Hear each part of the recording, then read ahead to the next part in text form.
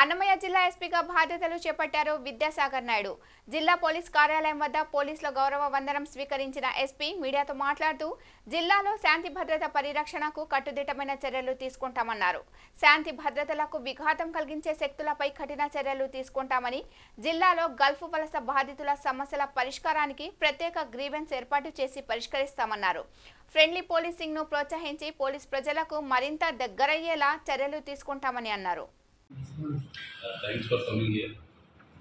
So, the Annamaya district ki posted అయినందుకు I was very happy. ఎందుకంటే already నేను చిత్తూరు ఇంకా తిరుపతి అర్బన్కి అంత ముందర ఎస్సీబీ జాయింట్ డైరెక్టర్ చేసుకున్నాను. సో ఆల్మోస్ట్ సగం డిస్ట్రిక్ట్ మీద అయితే ప్రేమ బేసి కొంత అవగాహన ఉంది. కడప నుండి కొంత, అదేవిధంగా చిత్తూరు నుండి కొంత ఉన్నది డిస్ట్రిక్ట్. ఆల్మోస్ట్ స్టాఫ్ కూడా కొంతమంది మాకు ఫెమిలియర్ ఉన్నవాళ్ళు ఉన్నారు. So we are hoping that we can deliver professional policing డిస్ట్రిక్ట్లో.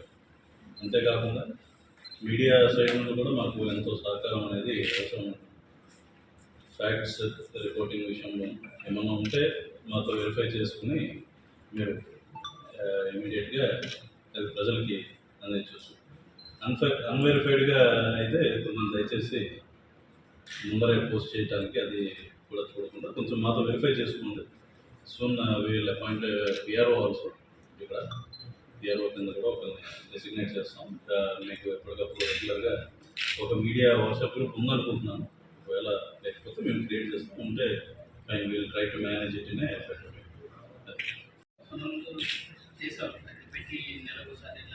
అలా ప్రాపర్గా చేయడానికి చూస్తాం. మంత్లీ వన్స్ ఆర్ ట్వైస్ అట్లాంటి గ్రీవెన్స్ చేయాలని ఉంటే స్పెషల్గా రోజు దానికోసం విని, అదేవిధంగా ఇందాక రీసెంట్గా కూడా చూసాం ఒక వైట్లో వీడియో రావటం, అదేవిధంగా మన ప్రభుత్వం నుండి కూడా స్పందన అనేది ఉంది. దానికి అయితే ఏంటంటే ఫర్దర్గా కొద్దిగా ఆర్గనైజ్డ్ మేనర్లో ఎంబసీ స్వీట్లతో కూడా రెగ్యులర్ టచ్లో ఉండదంటే ఎవరైనా మోడల్ ఆఫీసర్స్ ఎవరు ఉన్నారు అక్కడ ఈ అన్నిటితో కూడా మా వాళ్ళని టచ్లో రెగ్యులర్గా ఉండేదే విధంగా అదొకటి. ఇక్కడ నుండి ఎక్కువ ఎక్కడికి వలస వెళ్ళారు అన్నది కూడా ప్రొఫైల్ కూడా తీసుకుంటాం.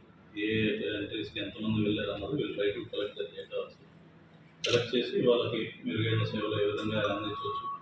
ఎటువంటి ఇబ్బంది అయినా అయితే, ఫర్ ఎగ్జాంపుల్ ఒక్కోసారి చనిపోతూ ఉంటారు అక్కడ, వాళ్ళకి డెడ్ బాడీస్ తీసుకెళ్ళడానికి చాలా ఇబ్బంది అవుతూ ఉంటుంది.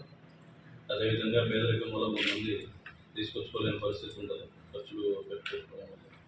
ఎవరైనా మనకి మంచి సదుద్భావంతో ఎవరైనా ఎన్జిఓస్ కానీ ఇటువంటి వారు కోఆపరేషన్ కూడా మేము తీసుకుంటాం. వీళ్ళు హ్యావ్ గుడ్ లైసెన్స్, అందరితోనూ ఎన్నికలుగా మంచి లైసెన్సింగ్ పెట్టుకుని ఎవరికి తప్పు చేయని వాళ్ళు ఎవరికి ఇబ్బంది లేకుండా పోలీసింగ్ చేయాలన్నది మా ఒకసారి ఈరోజే వచ్చాను కాబట్టి నేను కూడా ఒకసారి ఇంపార్టెంట్ రోడ్స్ అన్నీ కూడా చూస్తాను. ఎందుకంటే విమోచనలు గట్టంగా నేను రెగ్యులర్గా వెళ్ళేవాడిని కాబట్టి చూశాను. అక్కడ కూడా ప్రమాదాలు మన మీడియం లేకపోవడం అన్నది ఒకటి మెయిన్ కారణం. ఫర్దర్గా ఎక్స్పాన్షన్ అవుతుంది కూడా. అసలు ఎన్హెచ్ వల్ల దృష్టి ఏ విధంగా ఉంది దాని మీద మీడియన్స్ ప్రొవైడ్ చేయడం. అదేవిధంగా కలెక్టర్ గారితో కూడా మాట్లాడి అది రోడ్ సేఫ్టీ మీటింగ్ కూడా ఉంటుంది. దాంట్లో కూడా ఏ విధంగా మనం ఎక్కడైతే అవసరమైన చోట స్పీడ్ బ్రేకర్స్ కానీ ఉంది, సిగ్నల్స్ కానీ ఉంది, అదేవిధంగా ఎక్కడైనా బ్లింకర్స్ అవసరమైతే బ్లింకర్స్, రోడ్ సైన్స్ ఈ విధమైన, లేకపోతే ఎక్కడైనా ఘాట్ సెక్షన్స్లో మనకి బ్యారియర్స్ ఇట్లాంటివి ఏమన్నా ఉండటం వల్ల మెరుగ్గా సేఫ్టీ ఉంటుంది అంటే definitely will try to keep. Forest check post ఉన్నాయి. నేను ఇందాక చూసిన దాన్ని బట్టి, నిన్న వచ్చినప్పుడు చూసిన దాన్ని బట్టి ఫారెస్ట్ చెక్ పోస్ట్ కూడా ఉన్నాయి. ఒకసారి మేము మీటింగ్ అనేది పెట్టుకుని కలెక్టర్ గారు, నేను, ఇంకా డిఎఫ్ఓ గారు, మేము ముగ్గురం కూడా ఒక మీటింగ్ పెట్టుకున్నాం.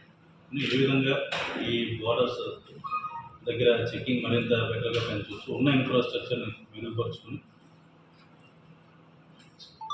సో ఈ స్మగ్లింగ్ వంటి యాక్టివిటీస్ అంతకుముందు పాత నేరస్తులు ఎవరు ఉన్నారు, ఎగ్జిస్టింగ్ వాళ్ళ కార్యకలాపాలు ఎక్కడ ఉన్నాయి ఏంటి అన్నది మేము తెలుసుకున్నాను చూస్తాం. దాన్ని మీ సైడ్ నుండి కూడా ఎప్పటికప్పుడు ఇన్ఫర్మేషన్ ఉంటే మాకు ఇస్తూ ఉండండి. Definitely will take action. And also ఎవరైనా మీ తరఫు నుండి కాదు, ప్రజలకు కూడా చెప్తాము, మీ తరఫున ఏంటంటే వాళ్ళ సైడ్ నుండి కూడా ఇన్ఫర్మేషన్ ఎప్పుడైనా ఉండి మాకు ఇస్తే కనుక వీళ్ళు మెయింటైన్ దట్ కాన్ఫిడెన్షియాలిటీ. త్వరలో మా దగ్గర ఆల్రెడీ ఒక నెంబర్ ఉన్నట్టుంది, గ్రీవెన్స్ నెంబర్.